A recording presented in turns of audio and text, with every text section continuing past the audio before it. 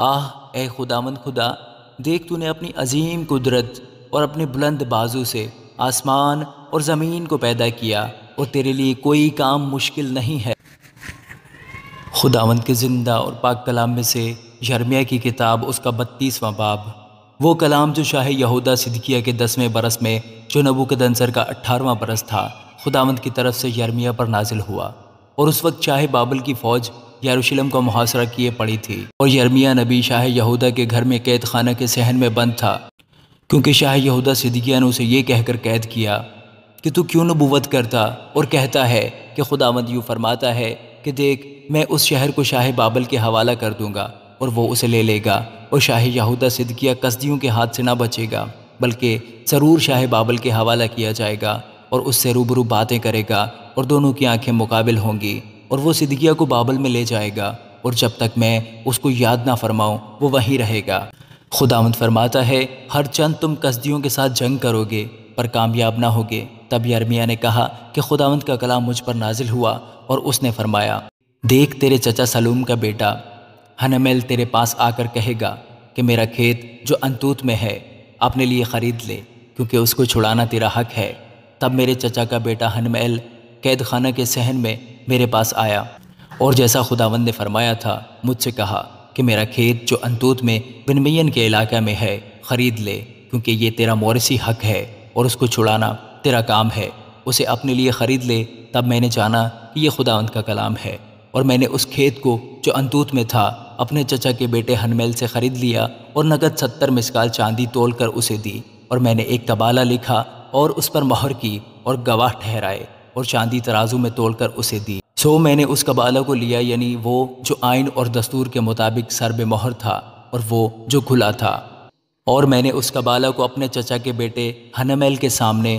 اور ان گواہوں کے روبرو جنہوں نے اپنے نام قبالہ پر لکھے تھے، ان سب یہودیوں کے روبرو جو قید خانہ کے صحن میں بیٹھے تھے، باروک بن نیریہ بن محسیہ کو سونپا۔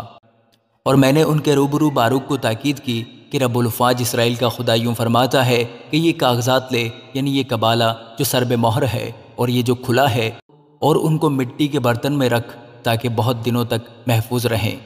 کیونکہ رب الافواج اسرائیل کا خدا یوں فرماتا ہے کہ اس ملک میں پھر گھروں اور کھیتوں اور تاکستانوں کی خرید و فروخت ہوگی۔ باروک بن نیریہ کو قبالہ دینے کے بعد میں نے خداوند سے یوں دعا کی، آہ اے خداوند خدا، دیکھ تو نے اپنی عظیم قدرت اور اپنے بلند بازو سے آسمان اور زمین کو پیدا کیا، اور تیرے لیے کوئی کام مشکل نہیں ہے۔ تو ہزاروں پر شفقت کرتا ہے اور باپ دادا کی بد کرداری کا بدلہ ان کے بعد ان کی اولاد کے دامن میں ڈال دیتا ہے، جس کا نام خدائے عظیم و قادر رب الافواج ہے، مشورت میں بزرگ اور کام میں قدرت والا ہے۔ بنی آدم کی سب راہیں تیری زیر نظر ہیں، تاکہ ہر ایک کو اس کی روش کے موافق اور اس کے اعمال کے پھل کے مطابق اجر دے، جس نے ملک مصر میں آج تک اور اسرائیل اور دوسرے لوگوں میں نشان اور عجائب دکھائے اور اپنے لیے نام پیدا کیا، جیسا کہ اس زمانہ میں ہے، کیونکہ تو اپنی قوم اسرائیل کو ملک مصر سے نشانوں اور عجائب اور قوی ہاتھ اور بلند بازو سے اور بڑی ہیبت کے ساتھ نکال لایا، اور یہ ملک ان کو دیا جسے دینے کی تو نے ان کے باپ دادا سے قسم کھائی تھی، ایسا ملک جس میں دودھ اور شہد بہتا ہے۔ اور وہ آ کر اس کے مالک ہو گئے، لیکن وہ نہ تیری آواز کی شنوا ہوئے اور نہ تیری شریعت پر چلے، اور جو کچھ تو نے کرنے کو کہا انہوں نے نہیں کیا، اس لیے تو یہ سب مصیبت ان پر لایا۔ دمدموں کو دیکھ، وہ شہر تک آ پہنچے ہیں کہ اسے فتح کر لیں، اور شہر تلوار اور کال اور وبا کے سبب سے کسدیوں کے حوالہ کر دیا گیا ہے، جو اس پر چڑھ آئے، اور جو کچھ تو نے فرمایا پورا ہوا، اور تو آپ دیکھتا ہے۔ تو بھی اے خداوند، تو نے مجھ سے فرمایا کہ وہ کھیت روپیہ دے کر اپنے لیے خرید لے اور گواہ ٹھہرا لے، حالانکہ یہ شہر کسدیوں کے حوالہ کر دیا گیا۔ تب خداوند کا کلام یرمیہ پر نازل ہوا کہ دیکھ، میں خداوند تمام بشر کا خدا ہوں، کیا میرے لیے کوئی کام دشوار ہے؟ اس لیے خداوند یوں فرماتا ہے کہ دیکھ، میں اس شہر کو کسدیوں کے اور شاہ بابل نبوکدنصر کے حوالہ کر دوں گا، اور وہ اسے لے لے گا، اور کسدی جو اس شہر میں چڑھائی کرتے ہیں آ کر اس کو آگ لگائیں گے، اور اسے ان گھروں سمیت جلائیں گے جن کی چھتوں پر لوگوں نے بال کے لیے بخور جلایا اور غیر معبودوں کے لیے تپاون تپائے کہ مجھے غضبناک کریں، کیونکہ بنی اسرائیل اور بنی یہودا اپنی جوانی سے اب تک فقط وہی کرتے آئے ہیں جو میری نظر میں برا ہے، کیونکہ بنی اسرائیل نے اپنے اعمال سے مجھے غضبناک ہی کیا۔ خداوند فرماتا ہے،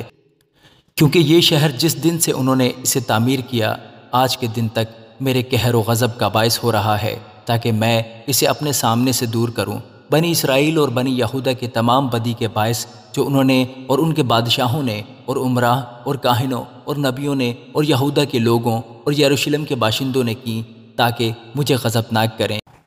کیونکہ انہوں نے میری طرف پیٹ کی اور منہ نہ کیا۔ ہر چند میں نے ان کو سکھایا اور بر وقت تعلیم دی، تو بھی انہوں نے کان نہ لگایا کہ تربیت پذیر ہوں، بلکہ اس گھر میں جو میرے نام سے کہلاتا ہے اپنی مکروہات رکھیں تاکہ اسے ناپاک کریں، اور انہوں نے بال کے اونچے مقام جو بن حنوم کی وادی میں ہیں بنائے، تاکہ اپنے بیٹوں اور بیٹیوں کو مولک کے لیے آگ میں سے گزاریں، جس کا میں نے ان کو حکم نہیں دیا، اور نہ میرے خیال میں آیا کہ وہ ایسا مکروہ کام کر کے یہودا کو گنہگار بنائے۔